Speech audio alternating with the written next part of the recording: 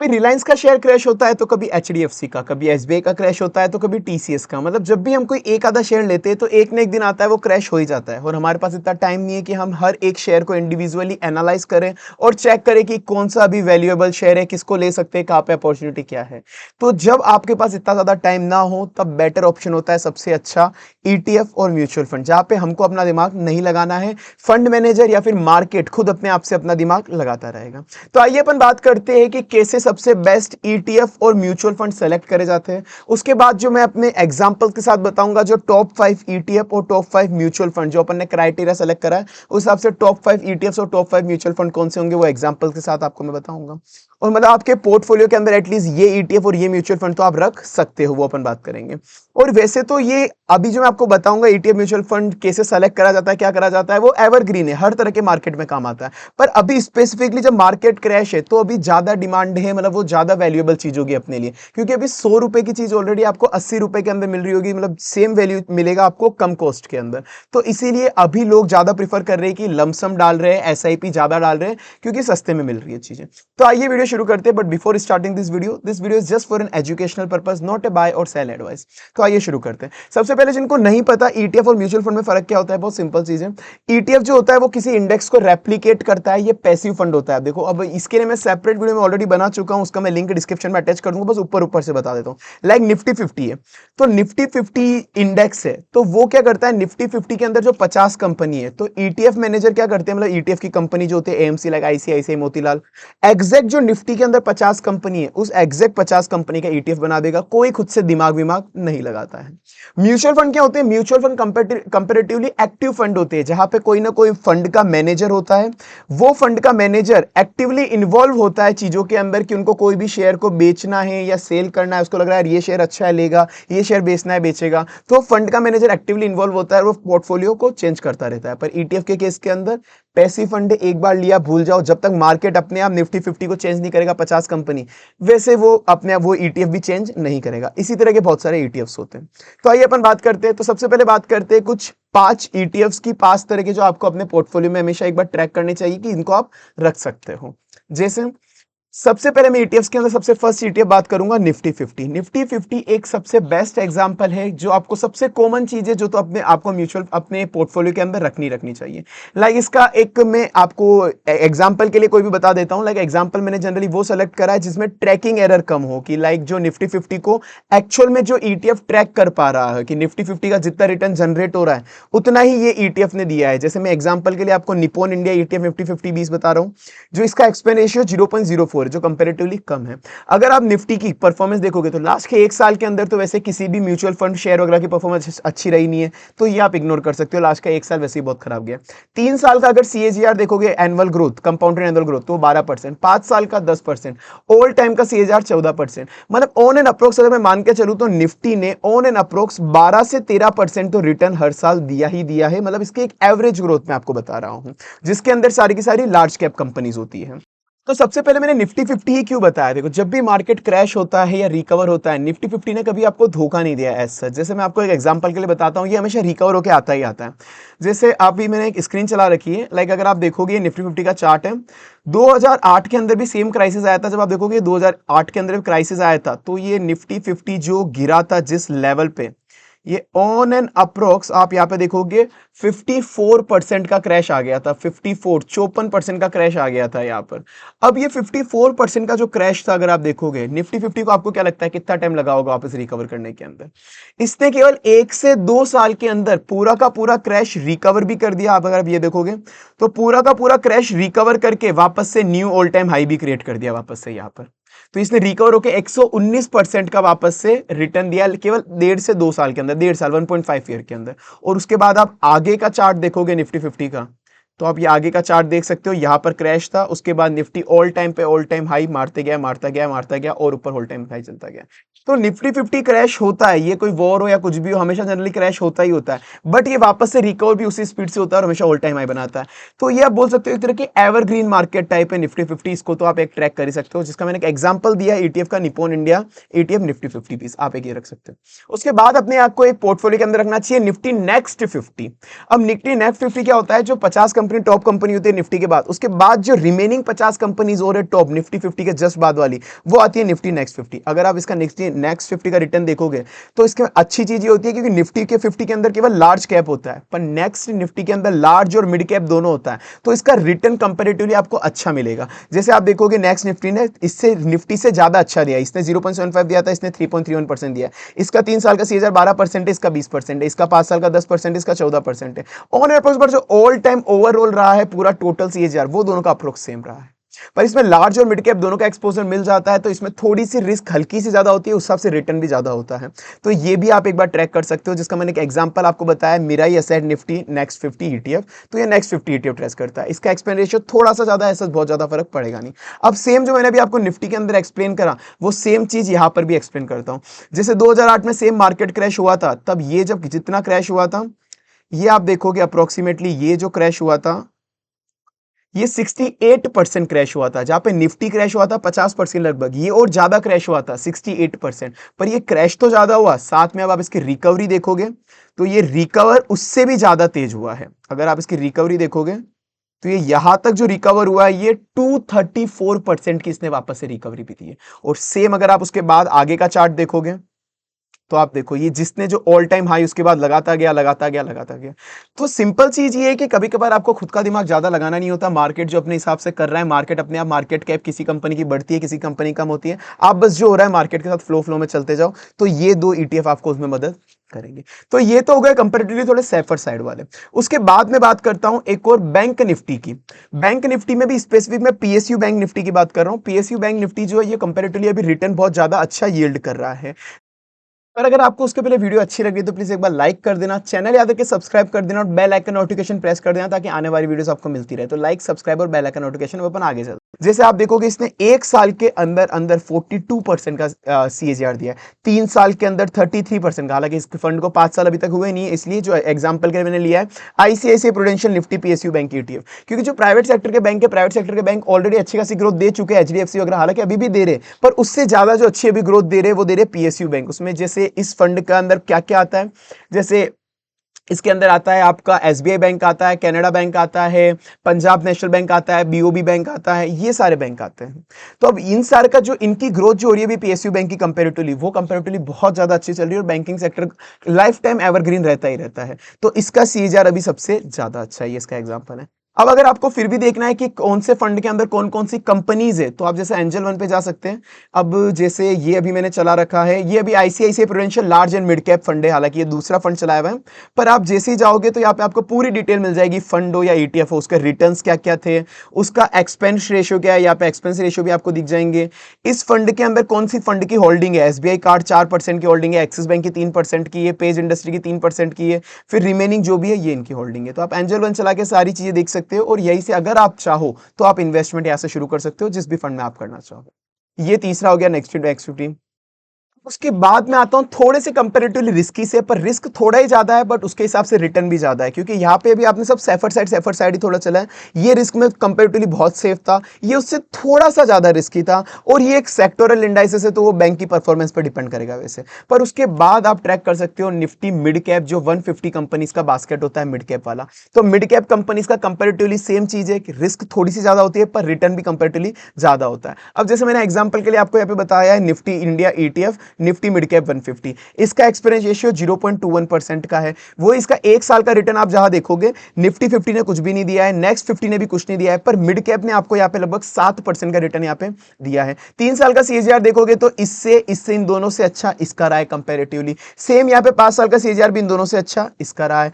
All time CAGR भी सबसे ज्यादा हाई रहा है, वो भी निफ्टी मिड कैप का रहा है। तो अब ये प्रॉपर एक कॉम्बिनेशन ईटीएफ्स का अपने पास बना के रख सकते हो, जिसमें सारे के सारे अपन ने मार्केट इंडाइसेस रखे, ज्यादा दिमाग लगाया नहीं है। पर ज्यादा दिमाग कभी कभार ऑनेस्टली लगाना नहीं होता, मार्केट को अपने हिसाब से चलने देना होता है, क्योंकि ये टाइम एंड ट्रस्टेड मतलब स्ट्रेटेजी, टाइम टेस्टेड स्ट्रेटेजी, हमेशा ये चीजें जितनी गिरती उतनी रिकवर होती है। तो ये पूरे के पूरे आपके इंडाइसेस जो एग्जैक्ट वो अपन ने ले लिए, और एक सेक्टोरल इंडाइसेस ले लिया। अब उसके बाद मैं आपको 2 बोनस देना चाहूंगा, जिन 2 बोनस पे आपको एक बार रिसर्च करनी चाहिए, जो मेरे पोर्टफोलियो में आप एक बार चेक कर लेना।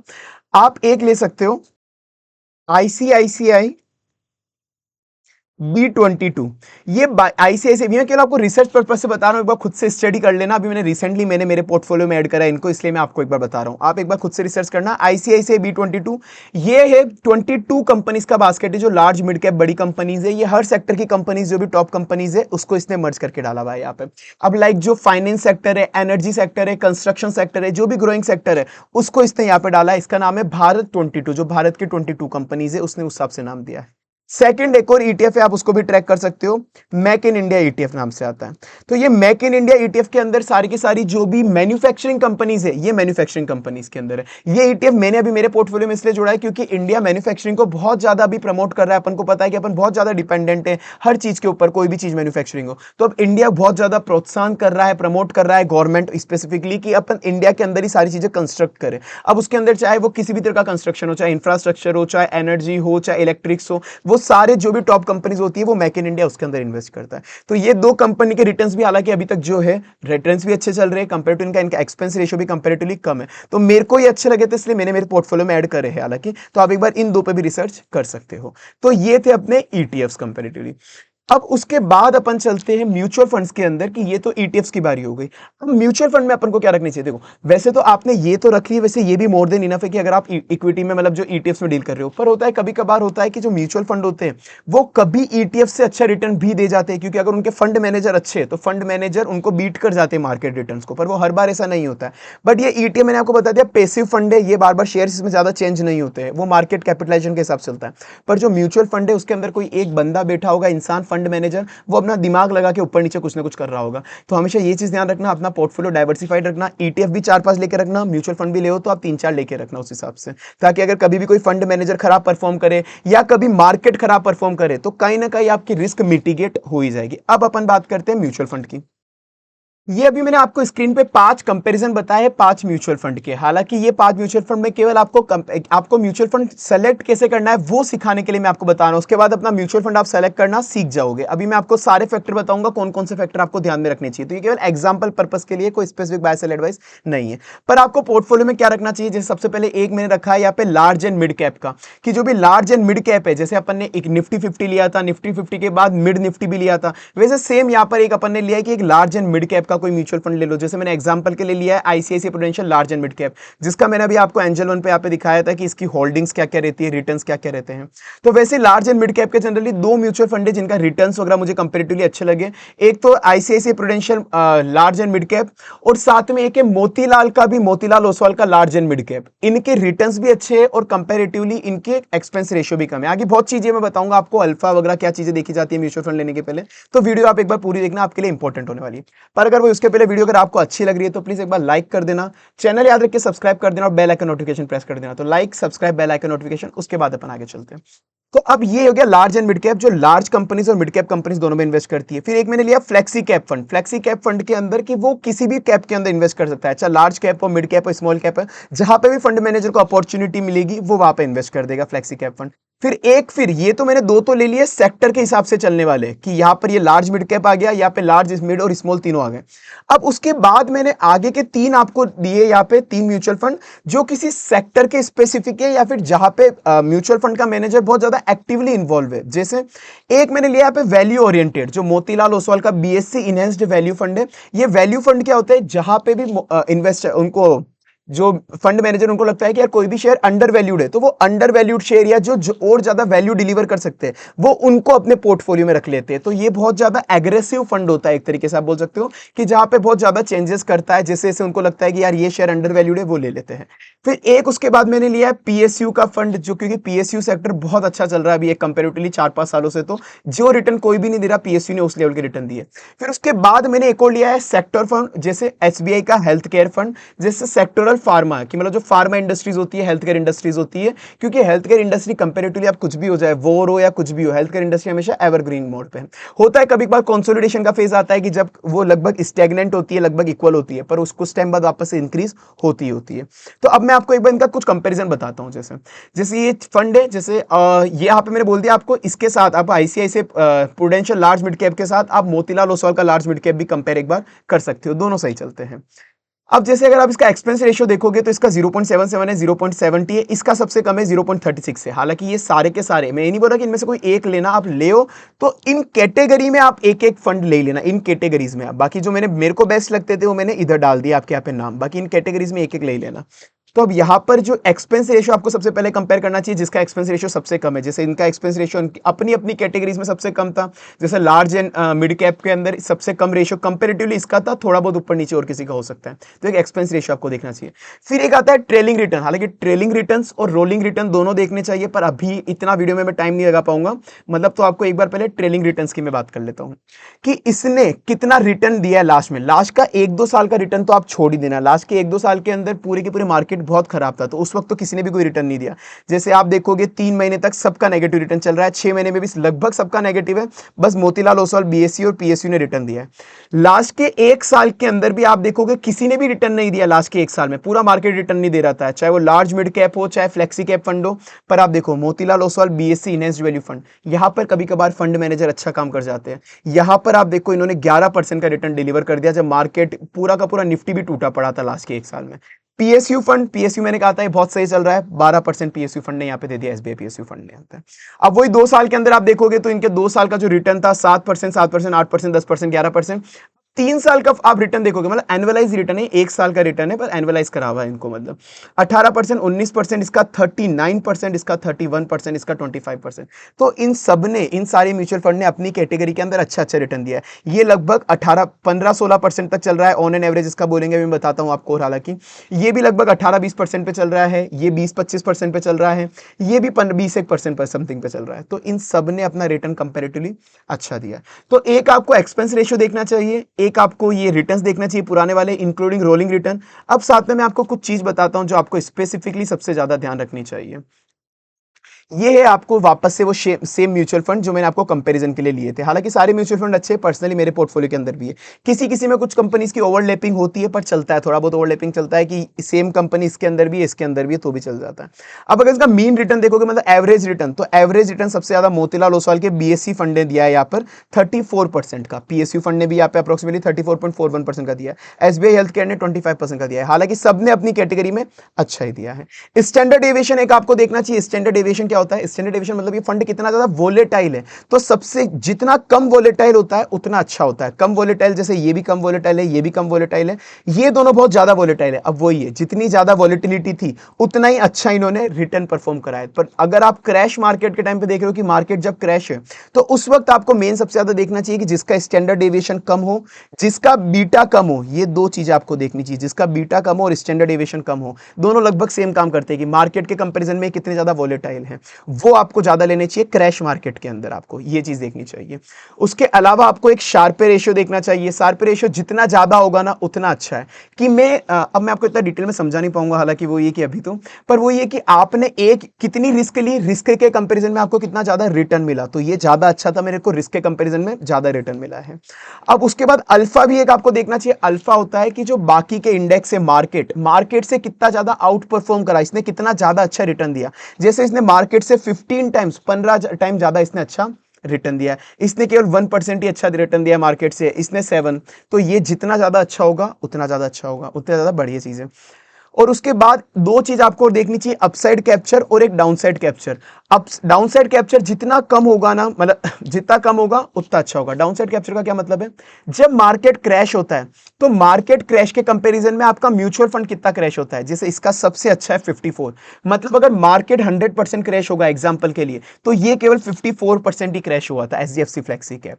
सेम वैसे आईसीआईसीआई का ये large and mid cap fund है, अगर मार्केट 100% क्रैश होगा तो ये केवल 70% ही क्रैश होगा। तो आपको ये चीज भी देखनी चाहिए कि आपको जब स्पेसिफिकली क्रैश मार्केट में डील कर रहे हो कि ये इनका डाउनसाइड कैप्चर कितना है। अपसाइड कैप्चर के अंदर ये कि अगर जब मार्केट बढ़ेगा तो मार्केट के कंपैरिजन में ये कितने इंक्रीज होंगे, तो ये जितना ज्यादा होगा उतना ज्यादा अच्छी बात है। अगर मार्केट इंक्रीज होगा तो 100% ये भी उतना का उतना इंक्रीज होगा। पर जब यहां पर ये 96 का मतलब कि अगर मार्केट 100% इंक्रीज हुआ तो ये केवल 96% ही इंक्रीज होगा।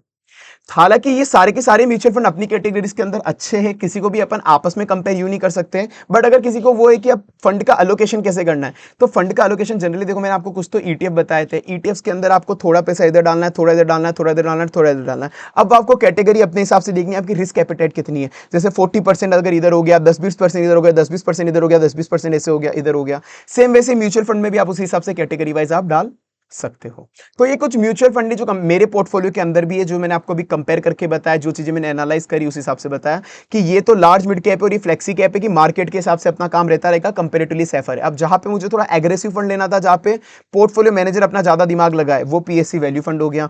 और सेम वैसे ही एक और मेरे को जिस सेक्टर पे मुझे जिन पे ज्यादा ट्रस्ट है, अभी पीएसयू कंपेरेटिवली अच्छा परफॉर्म कर रहा है। और सेम एसबीआई का हेल्थ केयर, ये भी अभी मतलब हेल्थ केयर जो है वो हेल्थ केयर भी अच्छा परफॉर्म कर रहा है। तो इसलिए मैंने कंपेरेटिवली ये वाले शेयर्स पर म्यूचुअल फंड सेलेक्ट करें। बाकी इसके अलावा आपका क्या ओपिनियन है, आप मुझे कमेंट सेक्शन में जरूर बताना। और अगर आपको कोई भी स्पेसिफिक कोई चीज के बारे में डाउट हो तो आप मुझे पूछ लेना कमेंट सेक्शन में। बाकी वीडियो लाइक कर देना, चैनल याद करके सब्सक्राइब कर देना और बेल आइकन नोटिफिकेशन प्रेस कर देना। तो like, subscribe, bell icon notification. मिलते हैं अपन अगली वीडियो के अंदर।